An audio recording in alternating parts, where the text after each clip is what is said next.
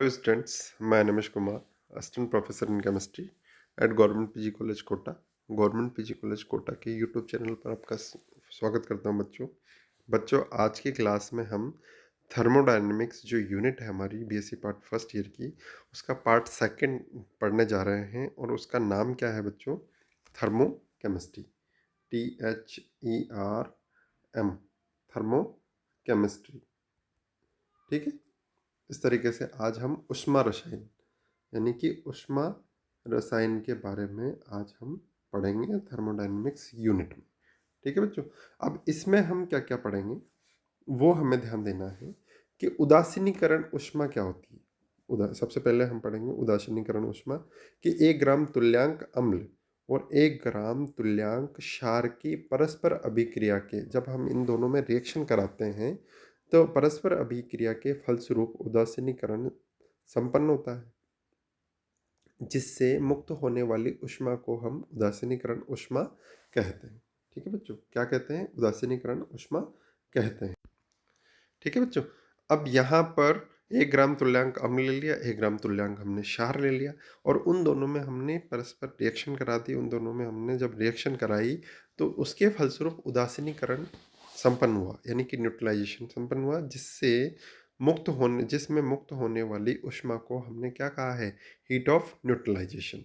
यानी कि 1 ग्राम तुल्यांक HCl क्षार ले लिया, अम्ल ले लिया हमने, सॉरी, और 1 ग्राम तुल्यांक क्षार यानी कि बेस NaOH की परस्पर अभिक्रिया हमने कराई तो कितनी किलो कैलोरी पर मोल एनर्जी रिलीज हुई? 13.7 किलो कैलोरी पर मोल हमें एनर्जी इसकी मिली। तो HCl यानी कि स्ट्रॉन्ग एसिड प्लस NaOH यानी कि स्ट्रॉन्ग बेस, तो H प्लस और Cl माइनस में ये कन्वर्ट हो जाएगा। यहाँ पर देखें आप, H प्लस और Cl माइनस में ये कन्वर्ट हो गया OH माइनस। तो H प्लस और Cl माइनस, क्योंकि स्ट्रॉन्ग एसिड है तो H प्लस और Cl माइनस में ये कन्वर्ट हो गया, और NaOH Na प्लस और OH माइनस ये है तो ये इसमें कन्वर्ट हो गया, और H प्लस और OH माइनस ये दोनों मिलकर क्या बना देते हैं? H2O। और इसी तरह Na प्लस और Cl माइनस ये दोनों मिलकर क्या बना देते हैं बेटा? NaCl बना देंगे, जो कि है ना। यहाँ पर हमें देखना क्या है? हीट ऑफ न्यूट्रलाइजेशन, यानी कि H प्लस और OH माइनस दोनों मिलकर H2O, तो डेल एच यहाँ पर -13.7 किलो कैलोरी पर मोल हमें प्राप्त हो जाती है। परंतु यदि लिए गए अम्ल या क्षार में से कोई एक या दोनों दुर्बल है, यानी कि न तो वो H प्लस, दुर्बल किसे बोलते हैं? वीक एसिड और वीक बेस किसे बोलते हैं? कि बेटा जो H प्लस आयन आसानी से न दे वो तो हो जाता है वीक एसिड, और जो OH माइनस आयन आसानी से न दे वो हो जाता है आपके वीक बेस। ठीक है, यानी कि अम्ल या क्षार में से कोई एक या दोनों दुर्बल हो तो उनका वियोजन करने के लिए ऊष्मा प्रदान करते हैं हम, और यह ऊष्मा उदासीनीकरण ऊष्मा का मान अपेक्षाकृत यहाँ पर कम हो जाता है। क्यों? क्योंकि H प्लस और OH माइनस आसानी से ये टूट नहीं पाते। अब ये तो हो जाएगा बच्चों, इसमें क्या होगा? ये तो हो जाएगा, ये तो H प्लस और OH माइनस, जैसा कि नीचे लिखा हुआ है H प्लस और OH माइनस में टूट गया। अब ये NH4OH नहीं टूटेगा, NH4 वीक, क्योंकि ये वीक बेस है और ये आसानी से OH माइनस नहीं देगा, हमें नहीं देगा। तो यहाँ से हमें जो ये प्राप्त होगी तो वो 13.57 प्राप्त हो रही थी, यहाँ पर -12.57 हमें प्राप्त हो जाएगी, यानी कि इस तरीके से। तो उदासीनीकरण ऊष्मा का मान हमारे पास कम आ गया ना बेटा यहाँ पे। वहाँ पर क्या आ रहा था हमारे पास? यहाँ पर -13.7 आ रहा था, और यहाँ पर 12.57 किलो कैलोरी पर मोल हमारे पास आया है। अब उदासीनीकरण ऊष्मा का प्रायोगिक निर्धारण हम किस तरह से करते हैं ये मैं आपको बताता हूँ बेटा। एक हमने ये लकड़ी का बॉक्स ले लिया बेटा यहाँ पे, ठीक है। एक हमने ये थर्मामीटर डेवर फ्लास्क ये यहाँ पर ले लिया है, ये इसको विलोडक ले लिया यानी कि हिलाने के लिए यहाँ पर, और ये थर्मामीटर ले लिया यहाँ पे, और ये विलियन ले लिया हमने, इसमें क्या भर दिया? विलियन ले लिया जो इसका टेम्परेचर मापेगा। ठीक है, इस तरीके से आगे बढ़ते हैं। उदासीनीकरण ऊष्मा के निर्धारण हेतु एक लकड़ी के बॉक्स में डेवार फ्लास्क रखा जाता है। क्या रखा जाता है बच्चों? डेवार फ्लास्क हम रख देते हैं, जो कैलोरीमीटर का कार्य करता है। किसका कार्य करता है बच्चों? कैलोरीमीटर का। इसमें जल अथवा अम्ल या क्षार को लिया जाता है। हम कुछ भी ले सकते हैं, जल भी ले लेंगे, अम्ल ले लो, क्षार ले लो। ताप में होने वाले परिवर्तन को प्रेक्षित करने के लिए हम क्या रखेंगे? ये थर्मामीटर, बेकमैन थर्मामीटर रख दिया, और विलियन को विडोलित यानी कि उसको मुंह कराने के लिए हमने विलोडक रख दिया है।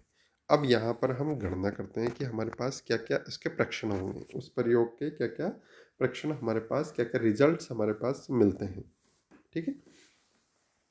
कैलोरीमीटर के जल तुल्यांक का निर्धारण हम करते हैं कि माना कि डेवर फ्लास्क में m1 ग्राम ठंडा पानी लेते हैं, जिसका ताप क्या है, जिसका टेम्परेचर T1 है।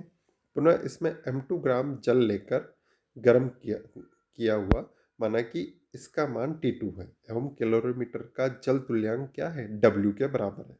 अतः जब उपरोक्त दोनों ठंडे व गर्म जल को हम मिलाते हैं, तो माना कि ताप ठंडे, यानी कि हमारे पास क्या था बेटा, T1 ठंडा है, T2 गर्म है, और इन दोनों को मिला देंगे तो T1 से तो ज़्यादा आएगा और T2 से कम आएगा वो ताप, तो वो T3 के बराबर हमारे पास आ जाएगा। दोनों को मिलाया जाता है ठंडे और गर्म जल को, तो ये ताप किसका, T3 के बराबर हो जाता है। अतः गर्म जल द्वारा त्यागी गई ऊष्मा M2 बराबर T2 माइनस T3, बिल्कुल, क्योंकि T2 क्या है, T2 तो गर्म जल था, और T3 उन दोनों T1 और T2 को मिलाकर हमने प्राप्त किया है। ये यहाँ पर इस तरीके से हमारे पास आ जाएगा। और डेवार फ्लास्क एवं ठंडे जल द्वारा ग्रहण की गई ऊष्मा वो क्या हो जाएगी, वो बेटा इस W into T3 minus T1 plus M1 into T3 minus T1 के बराबर हो जाएगी। अब T3 minus T1 into W plus M1, ये हमारे पास वैल्यू आ जाएगी। अब गर्म जल द्वारा त्यागी गई ऊष्मा बराबर डेवार फ्लास्क एवं ठंडे जल द्वारा ग्रहण की गई ऊष्मा के बराबर हो जाएगी। बिल्कुल सही बात है। तो M2 into T2 minus T3 बराबर T2 minus T3 T1, T3 minus T1 sorry T3 minus T1 into W plus M1 के बराबर आ जाएगा। तो M1 प्लस W बराबर M2 T2 माइनस T3 और T3 माइनस T1, ये हमारे पास इसकी वैल्यू आ जाएगी। और W बराबर जो है बेटा हमारे पास एक इक्वेशन आ जाएगी, W बराबर M2 into T2 minus T3 upon T3 minus T1 equals to M1, ये वैल्यू हमारे पास आ जाएगी। बेटा यही आपके प्रैक्टिकल भी है, हीट ऑफ न्यूट्रलाइजेशन का सेकंड ईयर में आपके प्रैक्टिकल है, फिजिकल केमिस्ट्री का प्रैक्टिकल। ठीक है। उदासीकरण ऊष्मा का अब निर्धारण करते हैं हम कि माना कि डेवार फ्लास्क में 100 ml NaCl जिसका वन नॉर्मलता का हमने HCl लिया है, जिसका ताप T4 है, तथा 1 नॉर्मलता का हमने ये 1N क्या है, ये कंसंट्रेशन है NaOH की और HCl की 100 ml, जिसका ताप T5 है, लेकर उदासीनीकरण अभिक्रिया संपन्न करवाते हैं। तो दोनों को मिलाने के पश्चात बने हुए मिश्रण का ताप क्या हो जाता है, T4 plus T5 divided by 2 हो जाता है। एवं जब इनके मध्य उदासीनीकरण संपन्न होता है, तो ऊष्माक्षेपी यानी कि क्या होती है, माइनस में एनर्जी रिलीज होती है। तो ऊष्माक्षेपी रिएक्शन के परिणाम स्वरूप मिश्रण का जो अंतिम ताप है वो क्या हो जाता है बच्चों, वो हमारे पास T6 हो जाता है। मिश्रण का जो अंतिम ताप है वो T6 हो जाता है। अतः उदासीनीकरण ऊष्मा बराबर अम्ल के द्वारा त्यागी गई ऊष्मा, क्षार के द्वारा त्यागी गई ऊष्मा, मतलब जो रिलीज करते हैं ना वो, जैसे कि एसिड ने कितनी ऊष्मा हीट को रिलीज किया, क्षार ने, बेस ने कितनी एनर्जी को रिलीज किया, प्लस डेवार फ्लास्क के द्वारा ग्रहण की गई ऊष्मा, ये बराबर हो जाएगा। अब यहाँ पर लिख दीजिए आप 100, V बराबर 100 लिख लिया, T6 minus T4 plus T5, है ना। इस तरीके से बेटा हमारे पास ये आ जाएगा एक इक्वेशन, और ये दूसरी, और ये ग्रहण की गई यानी कि ये अम्ल द्वारा त्यागी गई ऊष्मा, ये क्षार द्वारा त्यागी गई ऊष्मा, और ये डेवार फ्लास्क द्वारा ग्रहण की गई ऊष्मा आ जाएगी। और ये हमारे पास एक फाइनल वैल्यू आ जाएगी। और नॉर्मलता बराबर हम जानते हैं कि विलेय के ग्राम तुल्यांक, यानी कि gram equivalent divided by volume, विलियन का सॉल्यूशन इंटू 1000 होता है ना। अब n बराबर ग्राम में मात्रा अपॉन तुल्यांकी भार इंटू वॉल्यूम इंटू 1000, और 1n HCl के लिए 100 ml ले रहे हैं, 100 ml, ठीक है। क्या ले रहे हैं? 100 ml। तो 1n बराबर x अपॉन 36.5 NaOH, ठीक है। NaOH का वो निकाल रहे हैं हम, है ना, इंटू 100। तो क्या आ जाएगा बेटा यहाँ पे? एक्स बराबर 1n HCl का निकाल रहे हैं, तो एक्स बराबर 3.65 ग्राम आ जाएगा। तो 1n HCl के 100 ml के लिए 100 ml में 3.65 ग्राम हम उपस्थित हैं। अतः इस बने हुए विलयन की नॉर्मलता 1 लीटर में क्या हो जाएगी?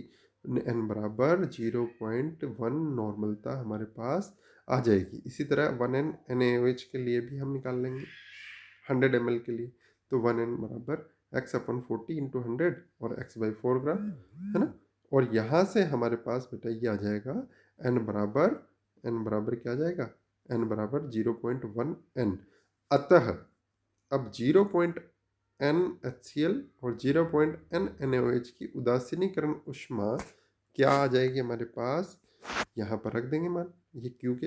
अतः 1 ग्राम तुल्यांक अम्ल व 1 ग्राम तुल्यांक क्षार की उदासीनीकरण ऊष्मा 10 into 2200 plus W plus into T6 minus T4 plus T5 T4 minus T5 divided by 2 बराबर Q के बराबर आ जाएगी।